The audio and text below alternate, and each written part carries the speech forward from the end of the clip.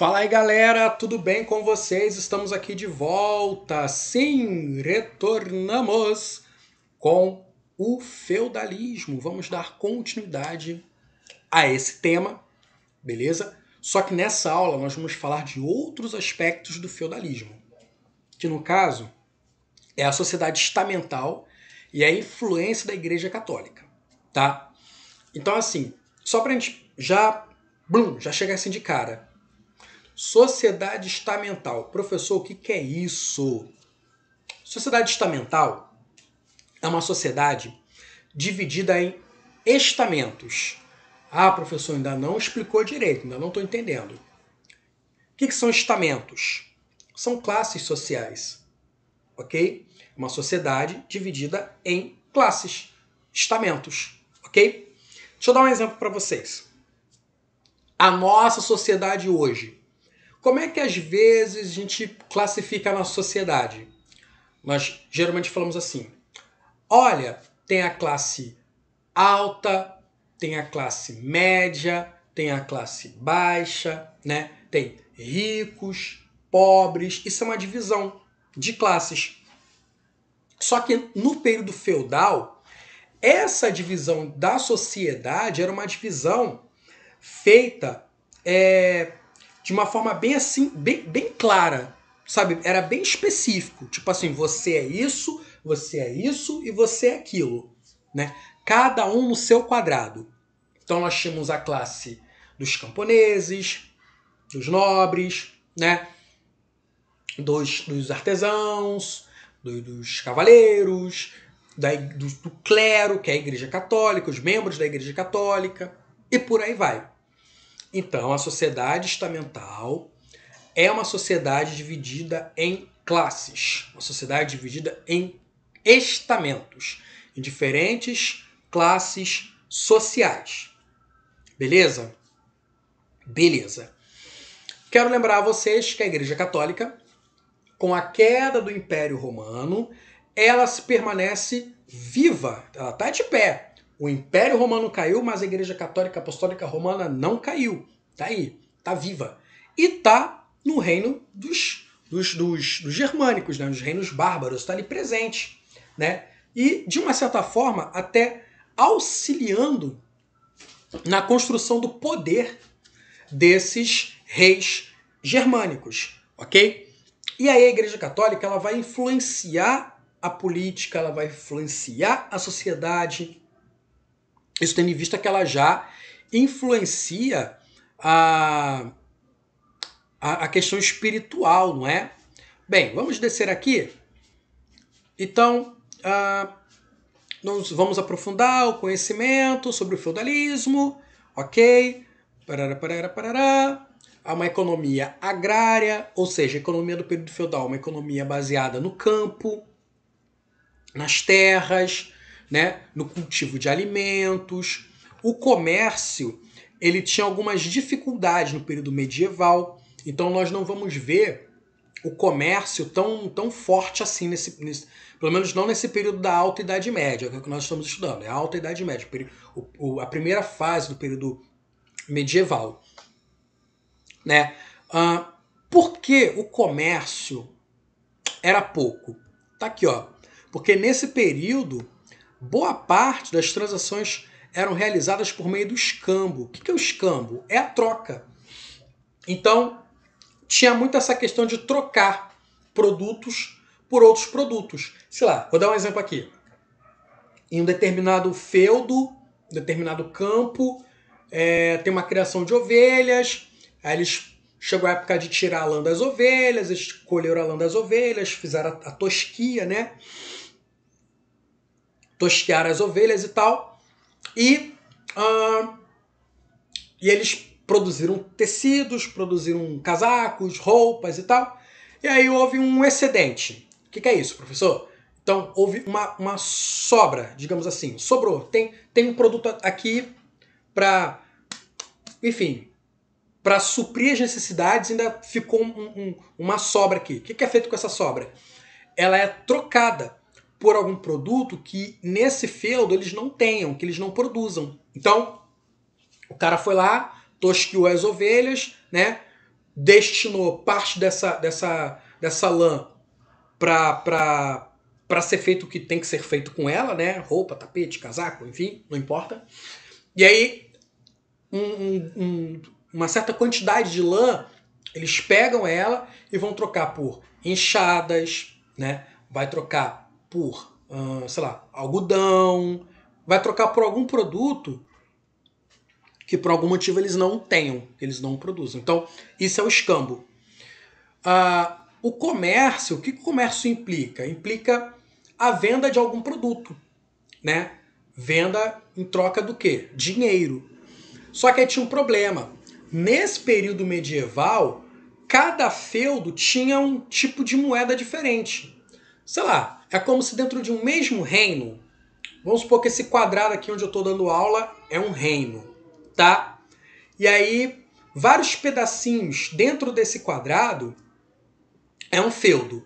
A minha mão é um feudo, minha cabeça é um outro feudo, né? Essa palma da minha mão é um outro feudo, ok?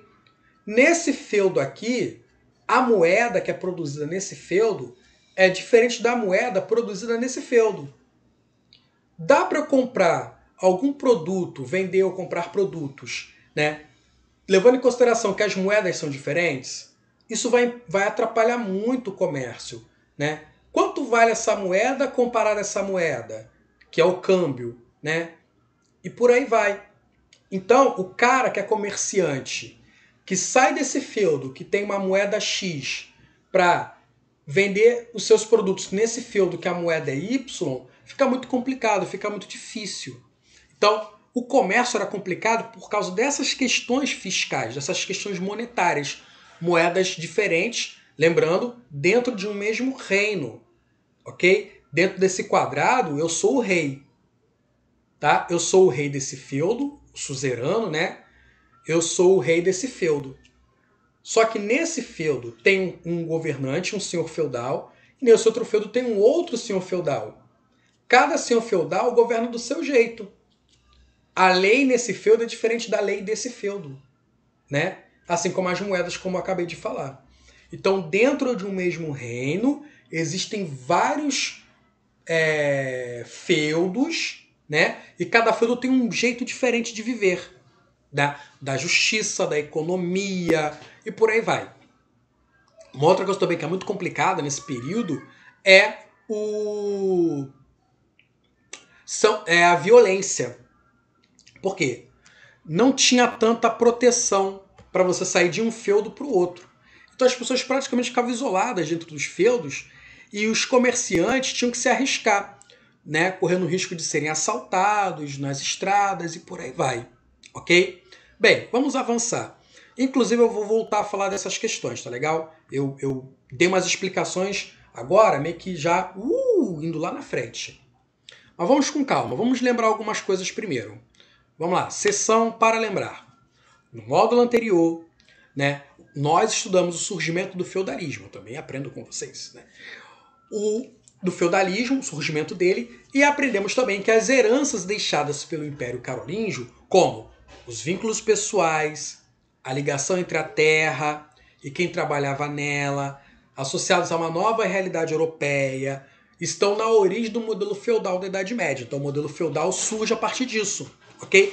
De vínculos pessoais, ligação dos trabalhadores na terra, né? Uma nova realidade nesse mundo europeu, ok? Nós vimos também que houve um processo de descentralização do poder e consolidação do regime senhorial. Então, a descentralização é isso que eu acabei de explicar. Dentro desse quadrado é um reino. Eu sou o rei desse quadrado, ok? Só que o meu reino, eu dividi ele em vários feudos diferentes. E cada feudo tem um cara que manda nele. É o senhor feudal, ok? Então, eu sou o rei, mas o meu poder está dividido, está descentralizado. Não está, é o contrário de centralizado. Não está centralizado no meu poder, na minha mão. Pelo contrário, está distribuído, descentralizado. Está na mão de outras pessoas que vão governar pequenas partes do meu reino. Fazer uma comparação aqui, uma comparação mais ou menos. Então, é como se esse quadrado fosse um país e cada feudo fosse um estado. O feudo do Rio de Janeiro, o feudo da Bahia, o feudo de Pernambuco, o feudo do Ceará, o feudo do Rio Grande do Sul, né? E cada feudo tem um governador, um senhor feudal, ok? A moeda no feudo do Rio de Janeiro é o dólar, a moeda no feudo da Bahia é o real, a moeda no feudo do Rio Grande do Sul é a libra e por aí vai, ok? Mais uma para vocês poderem entender, uma comparação aí para vocês tentarem entender melhor, tá? Então, esse é o processo de descentralização, ok? Isso é descentralização.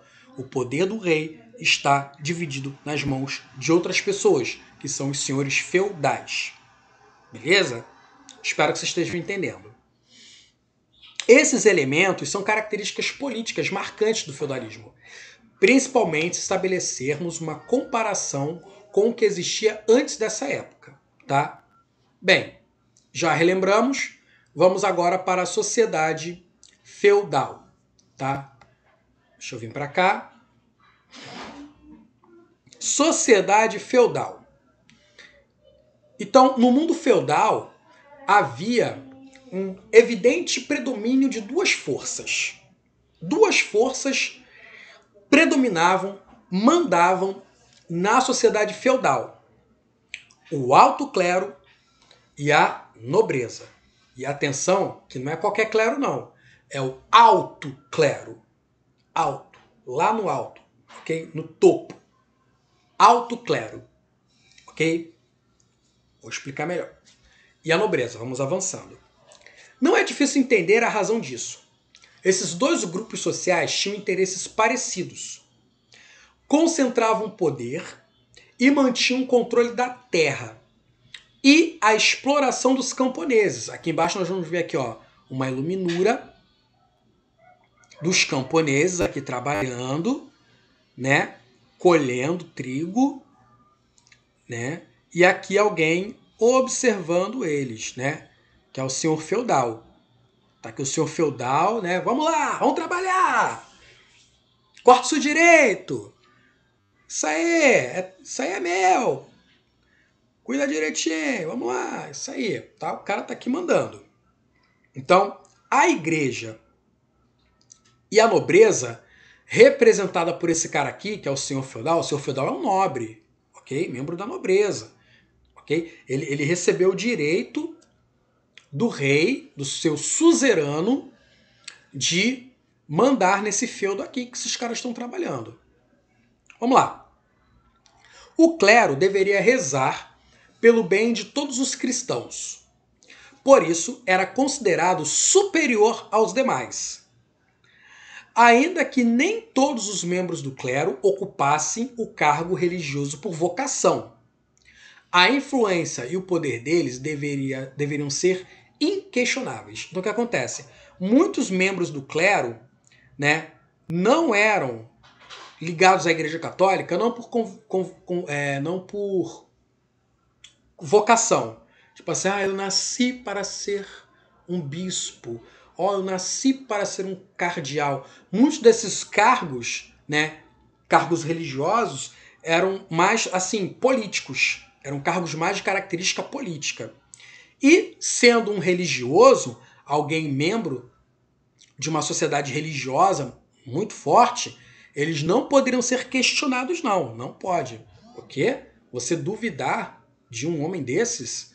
Não pode, não. Então eles eram inquestionáveis. Estou aqui me estapeando aqui. A nobreza guerreira estava encarregada de proteger. Então o clero reza pelo povo, né? E a nobreza guerreira, os cavaleiros, nobres, senhores feudais, protegem a sociedade. No contexto das invasões germânicas, marcado por violência e medo constantes, essa função era vista como fundamental. Os camponeses cabia trabalhar, esse é o papel dos camponeses, trabalhar para manter a sobrevivência de todos, realizando atividades braçais. Sua força de trabalho sustentava a sociedade feudal. Então nós temos uma pirâmide social, né? Aonde no topo dessa pirâmide nós temos o clero. Na base dessa pirâmide nós temos a nobreza. O clero ora, a nobreza protege, e aqui na base da pirâmide, né? Na base da pirâmide nós temos os camponeses, que trabalham, é a galera que rala para sustentar tudo isso, garantir alimento e tudo isso. A esse último grupo juntavam-se também, além dos camponeses, juntavam-se a eles os trabalhadores, incluindo alguns com grau maior de liberdade. Apesar de predominarem, nesse período, as relações servis, havia outros tipos de relação de trabalho, ou mesmo variações da servidão, como os resquícios de escravidão e a existência dos vilões. Não é o vilão da Marvel, não, tá? Vilão, eu vou explicar daqui a pouquinho o que é um vilão, tá? Então, além dos camponeses, haviam também escravos, resquícios de escravidão, né? E os vilões, assim também como artesãos, que são pessoas que fazem trabalho manual, e comerciantes, são os caras que vendem produtos ao longo do reino. O que é um vilão? O vilão, como eu falei para vocês, não é o Thanos, não é o Coringa. O vilão, ele é um trabalhador que não estava preso inteiramente à terra e, por isso, podia mudar de feudo ao longo da vida, embora estivesse sujeito à mesma tributação dos servos. Então, o camponês, ele mora no feudo. O camponês, ele está preso a esse trabalho. Está preso. Ele precisa desse trabalho. Ele precisa dessa terra. Precisa desse lugar. O vilão é um cara mais solto. Um cara mais tranquilão. Eu tô aqui nesse feudo. Não tô curtindo muito mais esse feudo, não. Vou para outro feudo. E ele se muda. Ele tem essa mobilidade. Ok? Se bem que os vilões, ao longo do tempo, em função da violência, em função das invasões, que ainda tinham invasões nessas épocas, né? Nessa época. Em função dessa instabilidade na segurança, os vilões, aos poucos, eles vão permanecer em determinados feudos, né? E vão optar em ficar debaixo desse regime de servidão, do campesinato, ó, bonita palavra, de ser um camponês, né? Vão preferir ser camponês do que ser vilão, para poder ficar debaixo de uma proteção mais garantida. As moedas eram raras, mas existiam, ok? Os comerciantes, por exemplo, possuíam dinheiro. Esse critério pode ser um impulso na hierarquia social atualmente. Ou seja, você ter dinheiro hoje, ter muito dinheiro, money, money, money, money, pode ser uma parada que, tipo assim, caraca, o maluco tem muito dinheiro. E tipo assim, isso coloca você no topo, na elite da sociedade. Porque você tem muito dinheiro, você tá na elite da sociedade, no topo. Com todas as aspas. Só que nessa época não, tá? O dinheiro, ele não era um fator determinante para conferir status e poder às pessoas. O poder era a terra. Quem tinha poder não era quem tinha dinheiro. Quem tinha poder é quem tinha terra, tá? Nessa época, aqueles que não tivessem status senhorial, ok? Nem terra, nem trabalhadores à sua disposição, ficavam relegados a um papel secundário na sociedade. Então, para você ser rico, tinha que ter terra, tinha que ter gente trabalhando para você, né, à sua disposição, e ter status senhorial. No caso, sim, um senhor feudal, ok? Isso se dava porque a organização social da Idade Média, denominada sociedade de ordens ou sociedade estamental, como eu expliquei no início do vídeo, era marcada por forte hierarquização e baixíssima mobilidade social. Eu vou explicar isso. Forte hierarquização, ou seja, uma sociedade que possui uma hierarquia muito forte, ok? Uma hierarquia, ou seja, o cara mais poderoso, né? O cara intermediário e o cara menos poderoso. Uma relação de poder. do mais forte para o mais fraco. O mais forte no topo, o mais fraco na base. Né? Então, uma hierarquia do maior para o menor. Tá? Baixíssima mobilidade social. O que isso quer dizer? Que o cara que está aqui embaixo, o cara que é camponês, o cara que é pobre, camponês, né? Ele dificilmente vai se tornar um nobre ou membro do clero. Ok? Então, mobilidade vem de se mover. Ok? Então, dificilmente ele se movia para classes mais altas, o camponês. Ficava preso. Nasceu camponês, vai morrer camponês, seu filho vai ser camponês. Beleza.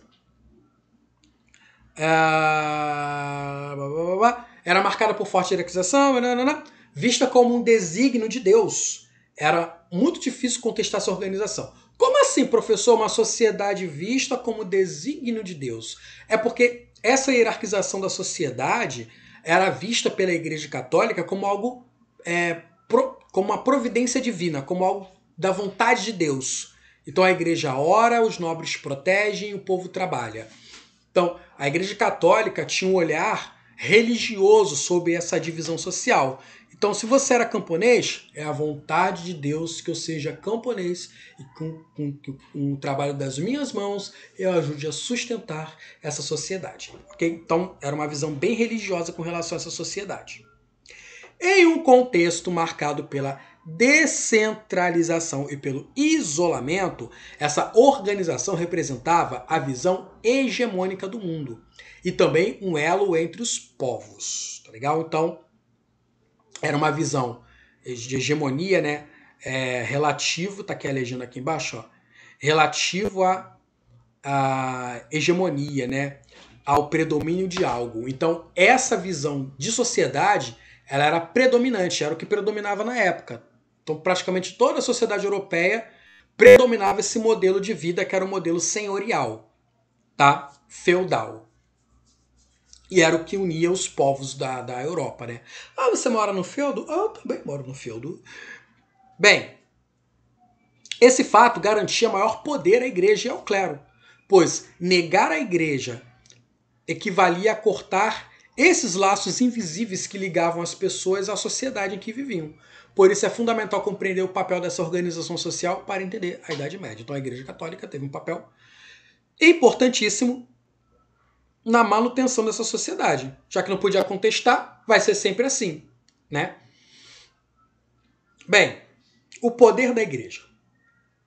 A igreja, além de ter o poder espiritual, ela era detentora de grande poder econômico na Idade Média. Sim, a igreja era muito rica, tinha terras, tinha servos, né? Sendo assim, a maior proprietária de terras da Europa. Nesse período, a igreja construiu uma cultura teocêntrica. Cultura teocêntrica. O que é teocêntrico? É a ideia que de Deus como centro de tudo, centro de todas as coisas, né? Então, uma cultura teocêntrica, uma cultura onde tudo se volta para a concepção de Deus. Então, você é um trabalhador do campo? Você é por causa da vontade de Deus.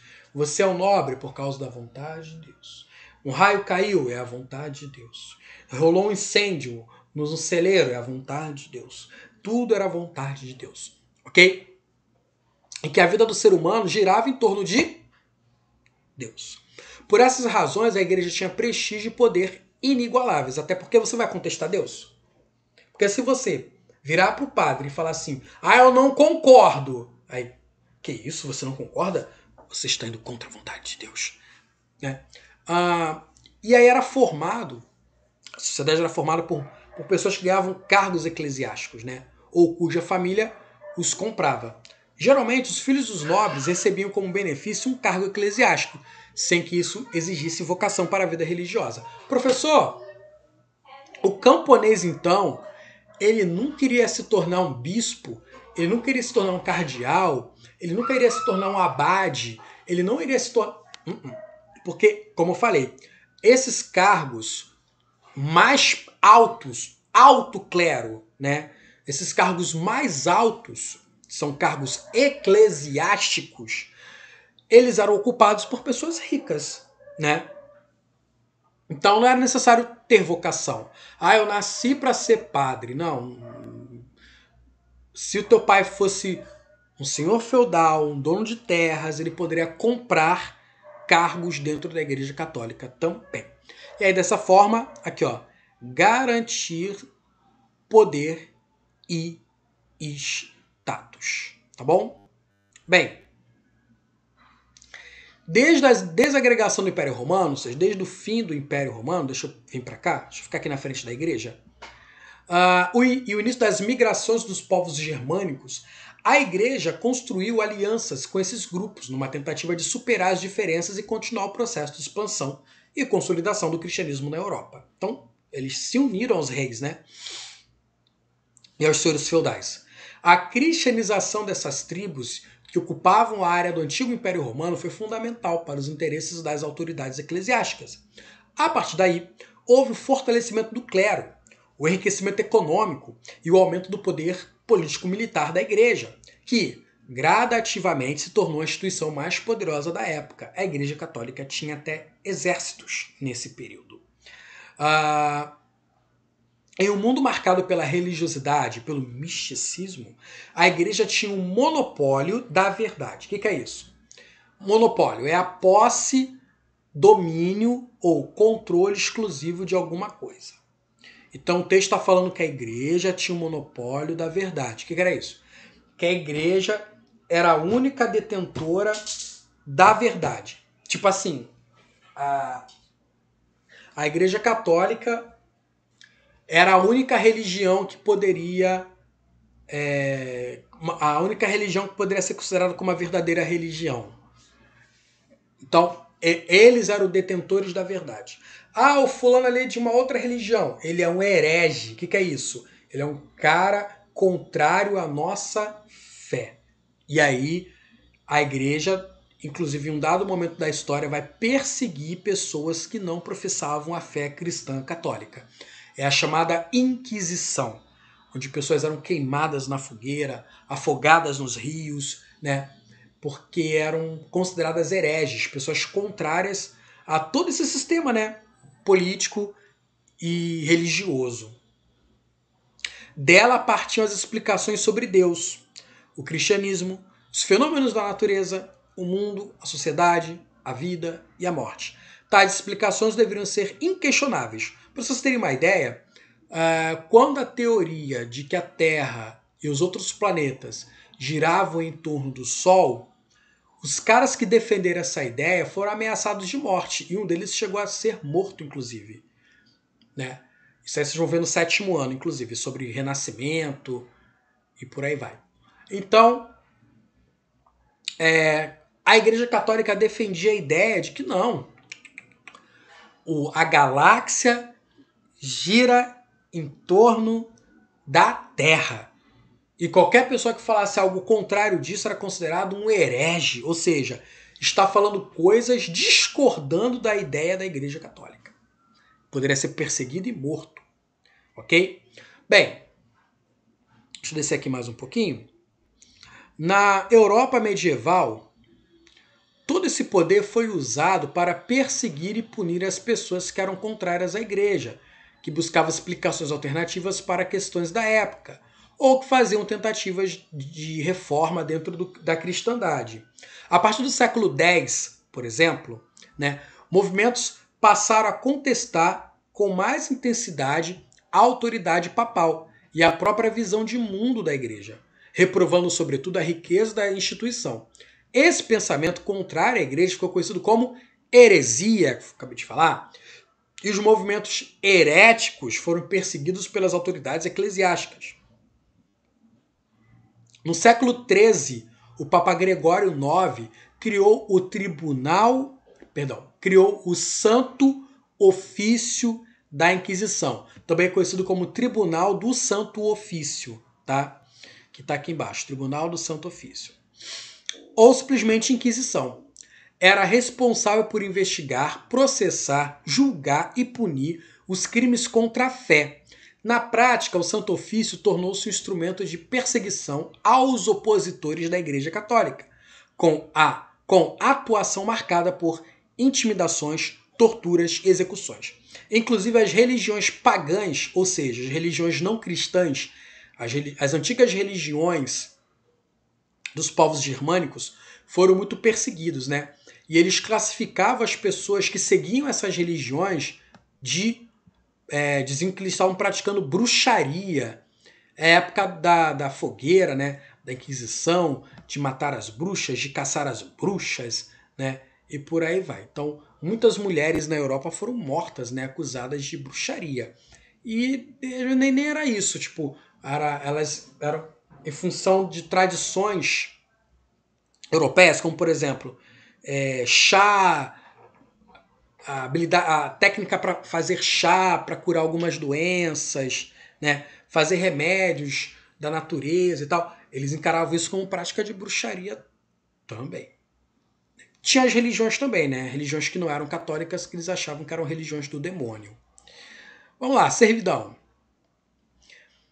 No processo de formação da sociedade feudal, também estudamos no módulo anterior a construção de um regime senhorial.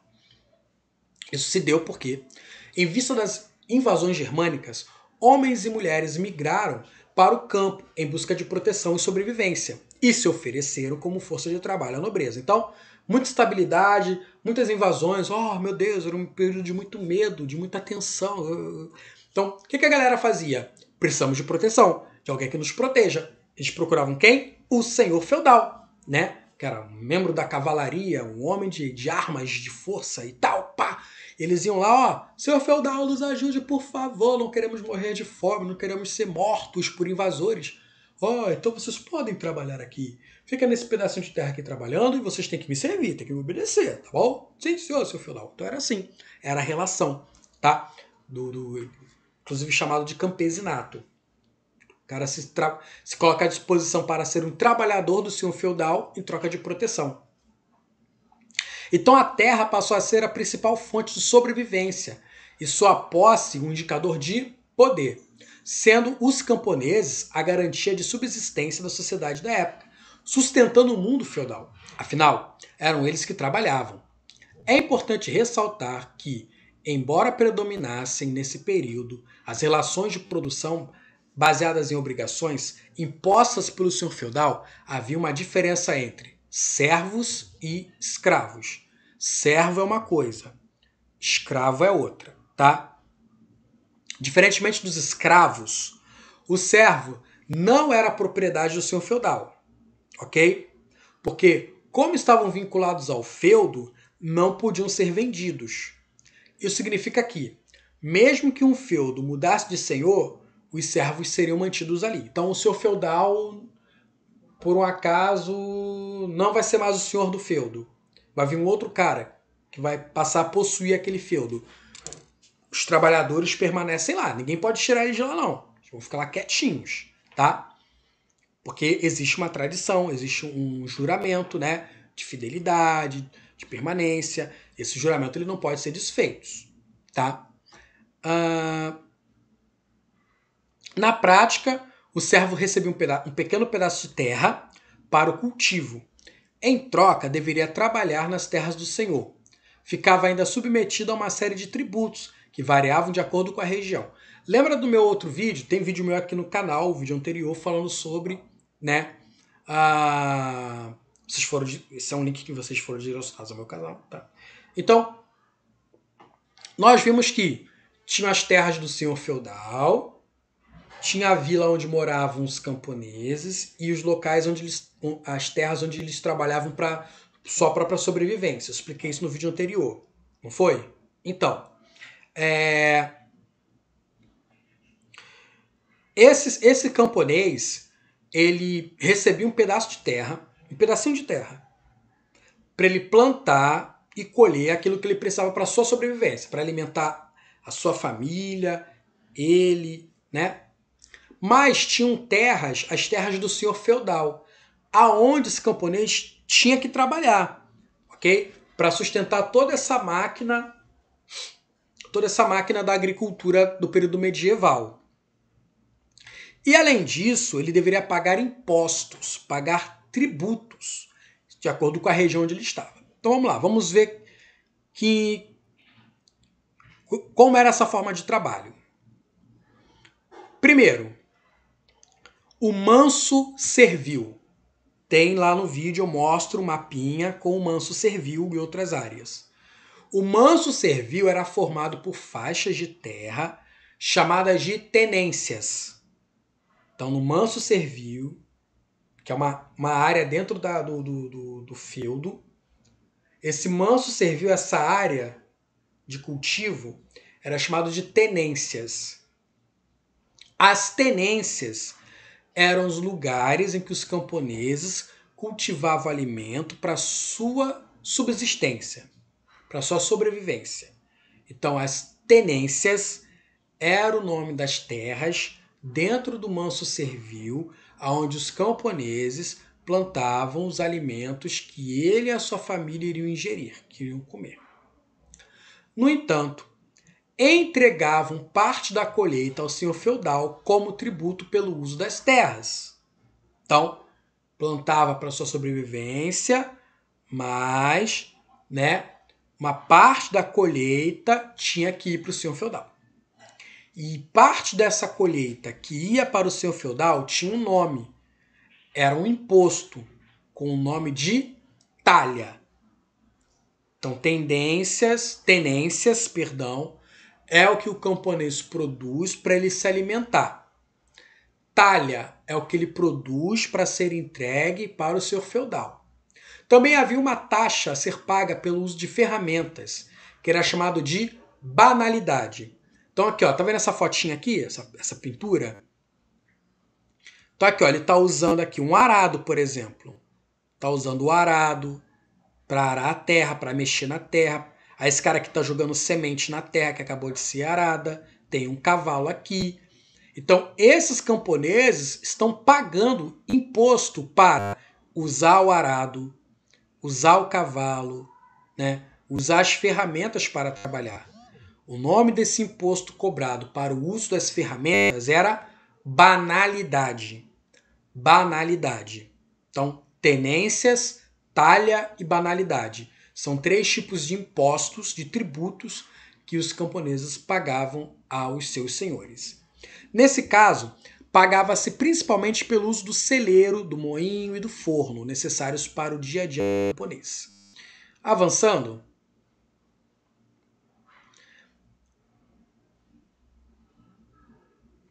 além disso, durante parte da semana, os camponeses trabalhavam diretamente para seus senhores, trabalhavam diretamente para eles. Não só trabalhar na terra, mas trabalhar para eles, servindo a eles. Em que momento? Quando cuidavam dos animais, aravam a terra, entre outros serviços. Tipo fazer consertos, reparos. Essas atividades eram chamadas de corvéia. Um tributo pago em forma de trabalho, em forma de mão de obra. Essas 3 obrigações são as mais conhecidas, mas não eram as únicas. Em caso de morte do chefe da família, o pai da família, morreu, cobrava-se dos familiares do servo uma taxa para que pudessem continuar vivendo no feudo. Então, morreu o chefe da família? Morreu o chefe da família de vocês? E o pai de vocês morreu? O avô, porque o chefe da família pode ser o cara mais velho da família, não necessariamente o pai, mas o cara mais velho da família. Então o senhor tem que pagar um imposto para continuar morando aqui, morando já que tem visto que ele veio a falecer. É a chamada mão morta, ok? Cobrava-se do camponês uma taxa quando algum familiar se casasse. Então alguém na família casou, tem que pagar imposto para poder se casar. É o formariage. Okay? Além de todos esses tributos cobrados, todos os tributos que a gente viu, também tinha o dízimo. Sim, são cristãos, tem que pagar dízimo. Cristão tem que dar dízimo. Então cobrava-se o dízimo que era pago à igreja, entre outras obrigações. Então, muito imposto, Meu pai do céu, eu também pago muito imposto aqui, ó. Ai, meu caderninho de continhas dos meus impostos. Aqui, ó. Pois é. Então, os camponeses, assim como nós hoje, eles pagavam muitos impostos, né? E esses impostos, falei de imposto, até deu um suador aqui. Então, tanto imposto para pagar fazia com que os camponeses ficavam presos à terra, tipo, não tem para onde ir, né? A gente não tem como guardar dinheiro e ficar rico. Tem que ficar pagando imposto. Não tem como, né? No caso, não é nem dinheiro em espécie, mas não tem como enriquecer com a terra, com a produção da terra, né? Então, todas essas obrigações revelam que o camponês vivia a servidão como um trabalhador intensamente explorado num sistema de subordinação, de obediência, né, ao poder senhorial. E ainda estava submetido ao poder da igreja, afinal, estava imobilizado em uma hierarquia social encarada como criação divina e por isso incontestável. Então, ele não podia reclamar. Ah, eu estou pagando muito imposto. Ai, meu Deus do céu. Tá muito caro morar nesse feudo. Não pode reclamar, não. Não pode reclamar porque você está aqui pela vontade de Deus, né? Bem, a economia no mundo feudal. Para compreender o funcionamento da economia feudal, é preciso considerar os aspectos que contribuíram para a sua constituição. Como foi estudado, o clima de instabilidade e o medo que tomou conta dos habitantes das cidades provocaram o abandono de muitas áreas urbanas. O esvaziamento das cidades impulsionou a ocupação do espaço rural, fenômeno conhecido como ruralização europeia. Então a ruralização foi um fenômeno dessa época, aonde os cidadãos das cidades, dos centros urbanos, fugiram delas, das cidades, para morar no campo, para viver sob a proteção do senhor feudal. Nesse contexto, a tensão e o pavor constantes favoreceram o isolamento dos feudos, porque se havia uma ameaça, buscava-se o máximo de segurança sob a proteção dos senhores feudais. Então ninguém saía do... O pessoal tinha medo de sair do feudo, né? Assim, a circulação de pessoas foi reduzida drasticamente e, como consequência, a circulação de mercadorias também diminuiu. Então, já que as pessoas ficam lá no feudo, não saem do feudo para nada, então não tem circulação de pessoas no reino. Tá todo mundo lá no quadradinho lá, dentro do quadradinho, não sai para lugar nenhum. Então, não tem como essas pessoas irem para outros lugares comprar coisas. Eles vão somente depender daquilo que está dentro do feudo, ok?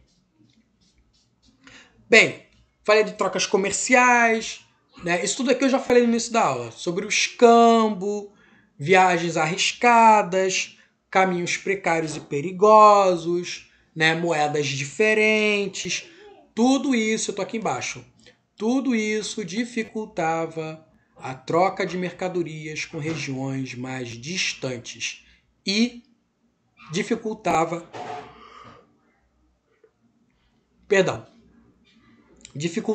o comércio, né? Desse modo, a economia que se constituiu no feudalismo era voltada à agricultura de subsistência. O feudo sobrevivia basicamente com o que produzia.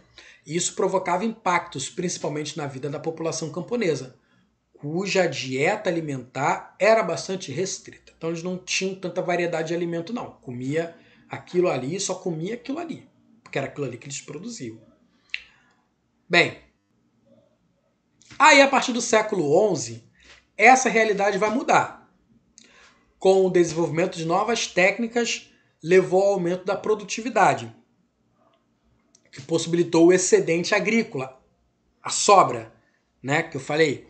Assim, o fluxo de mercadorias se ampliou e culminou o renascimento comercial, que nós vamos falar na próxima aula. Ok, turma? Temos aqui uma conclusão, tá?